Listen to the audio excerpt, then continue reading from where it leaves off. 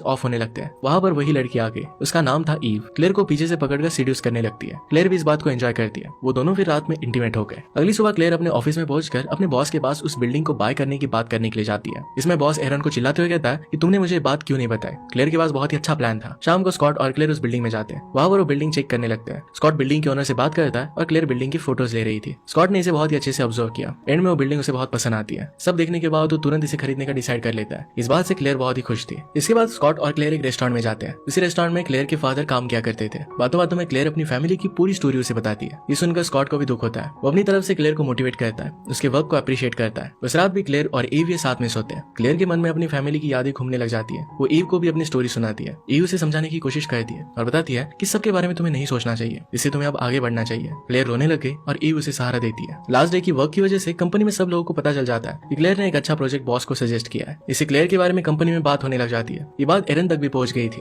अगले दिन सुबह एरन क्लेयर से मिलने के लिए आता है। वो क्लेयर से बेइज्जती करते हुए बात कर रहा था। वो इनडायरेक्टली उसे धमकी दे रहा था कि इस कंपनी से उसे वो निकाल देगा। क्लेयर को समझ में नहीं आता कि एरन उसके पीछे क्यों पड़ा है। नेक्स्ट हम रात का सीन देखते हैं जिसमें क्लेयर और ईव इंटीमेट हो रहे थे। सुबह क्लेयर अपने जॉब के लिए जाने लगती है। उन दोनों ने अब रियलाइज कर लिया था कि एक दूसरे से वो प्यार करने लग गई है। क्लेयर ने ईव से कहा कि अब मैं फाइनली अपनी लाइफ से खुश हूँ। वो एक माइलस्टोन पर काम कर रही है। ईव भी कहती है कि तुम्हें पाकर मैं बहुत खुश हूँ। क्लेयर अपनी कंपनी में गई। शाम को सारे काम कंप्लीट किए और घर के लिए निकलने लगती है। उसी वक्त स्कॉट उसे बुलाता है, उसे कुछ प्रोजेक्ट के बारे में पूछता है और सब कुछ पूछने के बाद एंड में एक पार्टी के लिए इन्वाइट करता है। ये पार्टी स्कॉट ने अपने घर पर रखी थी। क्लेयर आने के लिए हाँ कहती है। क्लेयर रात में अपनी एक कलीग के साथ उस पार्टी में गई। जाते ही स्कॉट उसे बात करने लगता है, उसे अपनी वाइफ से मिलाता है। उसकी वाइफ को देखकर क्लेयर बहुत ही ज्यादा सरप्राइज थी क्योंकि उसकी वाइफ और कोई नहीं तो ईव ही थी। ईव ने क्लेयर को उसके हस्बैंड के बारे में कुछ भी बताया नहीं था। क्लेयर को लग रहा था कि ईव सिंगल है। इसके बाद क्लेयर ईव को लेकर बहुत ज्यादा गुस्सा हो गई थी।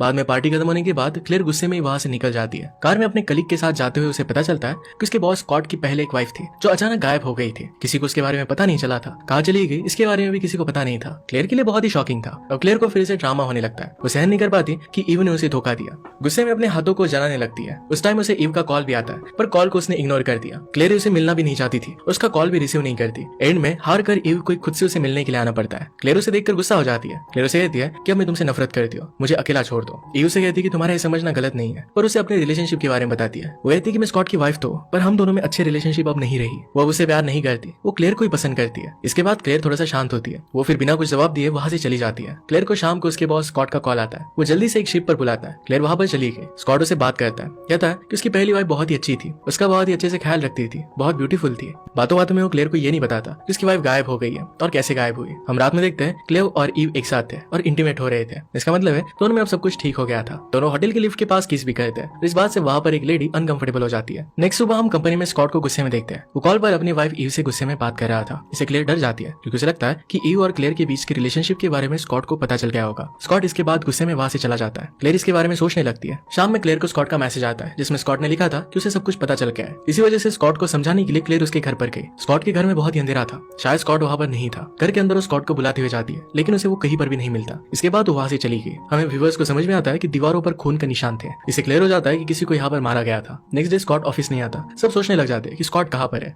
उसी वक्त एरन क्लेयर के पास आता है, उसे अपने पहले बिहेवियर के लिए सॉरी कहता है। उसे कहता है कुछ प्रॉब्लम्स की वजह से वो ऐसा रूड बिहेव कर रहा था। ऑफिस में फिर बार्कर नाम का एक डिटेक्टिव आया जो स्कॉट के बारे में जानने के लिए आया था। बार्कर क्लेयर को स्कॉट के बारे में पूछता है क्योंकि लास्ट स्कॉट को मैसेज क्लेयर नहीं किया था। क्लेयर पिछली रात स्कॉट के घर पर भी गई थी। तभी वहां पर आर्लो भी आ जाता है क्योंकि वो भी इस केस में इन्वेस्टिगेट कर रहा था। आर्लो वहां पर क्लेयर को एक्सपेक्ट नहीं कर रहा था। क्लेयर अपनी क्लेरिफिकेशन देते हुए कहती है कि स्कॉट से उसे कुछ काम था और इसी वजह से रात में उसे मिलने के लिए गई थी, पर स्कॉट वहां पर नहीं था। पार्कर कहता है कि स्कॉट ने तुम्हें घर पर नहीं बुलाया था, पर फिर भी तुम वहां पर गई क्यों। क्लेयर इसके लिए कुछ वैलिड रीजन नहीं दे पाती। क्लेयर को फिर जाने दिया जाता है। पूरे ऑफिस में स्कॉट की मिसिंग होने की न्यूज फैल जाती है और सब वंडर करने लगते हैं कि स्कॉट कहां पर गया। क्लेयर फिर ईव को कॉल कर कहती है कि स्कॉट मिसिंग है, क्या उसे हमारे रिलेशनशिप के बारे में पता था। इस पर ईव कहती है कि उसे इस बात के बारे में नहीं पता था। क्लेयर और ईव की कॉल की बातें उनकी कलीग थोड़ा सा सुन लेती है। स्कॉट के मिसिंग होने की वजह से क्लेयर पर ही शक होने लग गया। अब नेक्स्ट सीन में हम आर्लो और पार्कर को बात करते हुए देखते हैं। वो लोग स्कॉट के पहले शादी के बारे में बात कर रहे थे कि उसकी वाइफ किस तरीके से गायब हुई थी। उन्हें पता चलता है कि ईव के भी स्कॉट से शादी की हुए ज्यादा समय नहीं हुआ था। रात में क्लेयर से मिलने के लिए ईव आती है। उसे कहती है कि तुम ज्यादा डरो मत।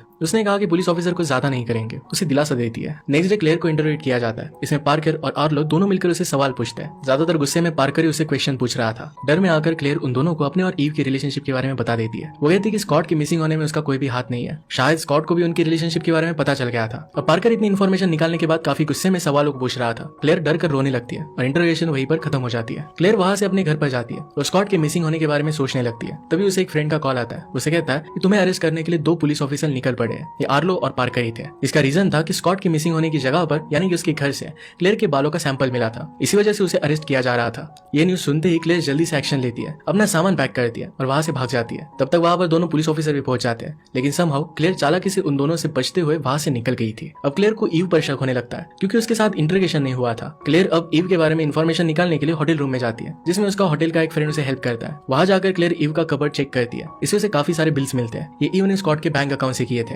ईव ने सारे ट्रांजैक्शन स्कॉट को मारने के कुछ दिन पहले किए थे। ये ईव के खिलाफ डायरेक्टली सबूत था। उसका मोटिव भी इसमें क्लियर हो रहा था कि ये सब उसने सब पैसों के लिए किया है। क्लेयर उसकी इन्वेस्टिगेशन कर रही है, ये ईव को पता चल जाता है। तब तक क्लेयर उसके रूम में पहुंच गई थी। वो जल्दी से अपने रूम से एक चाकू लेकर आती है। ईव तभी अपने सामने क्लेयर को देखती है, जो कि उसे कहती है कि तुमने स्कॉट को मारा है। अब ईव क्लेयर को चाकू मारने वाली थी। इससे बचकर क्लेयर सारे बिल्स वगैरह लेकर वहां से भाग जाती है। बाद में कार्ड से क्लेयर को पता चलता है कि उसने जो बिल्डिंग स्कॉट को सजेस्ट की थी, उस बिल्डिंग के ओनर को कस्टमर लाने की बात भी किसने की होगी। इसलिए ओनर को कॉल करती है, ईव का नाम लेती है। क्लेयर शॉक हो जाती है कि इसमें भी ईव इन्वॉल्व थी। ओनर से बात करने वाली ईव ही थी या नहीं, ये कंफर्म करने के लिए सीसीटीवी चेक करती है। इसमें उसे पता चलता है कि पहले दिन जो लेडी फोन पर बात कर रही थी वो ईव ही थी। इस बिल्डिंग को ईव ने अपने नाम पर कर लिया था। ये सब बात अब क्लेयर पुलिस ऑफिसर को बताना चाहती थी। तभी ऑफिसर्स को पता चलता है कि स्कॉट की डेड बॉडी मिली है, वो भी उसी बिल्डिंग के फायर चेंबर में। स्कॉट की आधी जली हुई बॉडी वहां पर मिलना बहुत ही शॉकिंग था। इसके बाद आर्लो इस केस पर बहुत ही ध्यान से काम करने लगता है। आर्लो जब केस को वापस स्टडी करता है तब काफी सारी बातें पता चलती है। इससे अब क्लियर हो रहा था कि स्कॉट को किसने मारा होगा। आर्लो क्लेयर से मिलता है, जो उसके कांटेक्ट में ही था। क्लेयर आर्लो से कहती कि मैंने स्कॉट को नहीं मारा, पर ईव इसमें इन्वॉल्व थी। ईव ने स्कॉट को मारने से पहले उसके अकाउंट से बहुत सारे पैसे निकाले थे।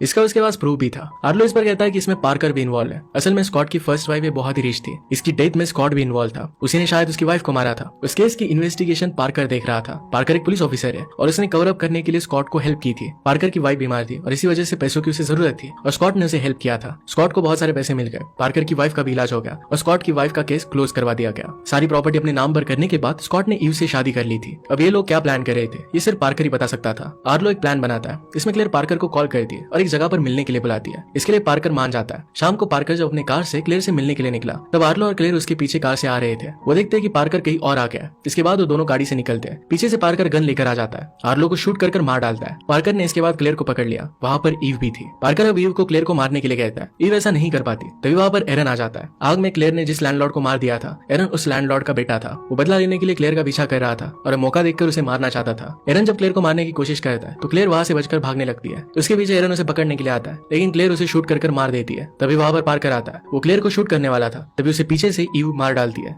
ईव ने क्लेयर को बचा लिया था। कहती कि मैंने तुम्हें धोखा दिया, पर मैं तुमसे एक्चुअल में प्यार करती हूँ। अब क्लेयर को किसी पर भी भरोसा नहीं था, इसलिए ईव को गोली मार देती है। वहीं पर ईव की डेथ हो गई। अब लास्ट सिनेमा में दिखाया जाता है कि क्लेयर को बहुत सारे पैसे मिल गए क्योंकि पुलिस डिपार्टमेंट से ही पार्कर ईव के साथ मिलकर काम कर रहा था। एक पुलिस ऑफिसर ने क्लेयर को मारने की कोशिश की और इसी वजह से क्लेयर को सेटलमेंट मिलती है। एंड में अब क्लेयर कहती है कि प्यार आग से ज्यादा खतरनाक है। और इसी के साथ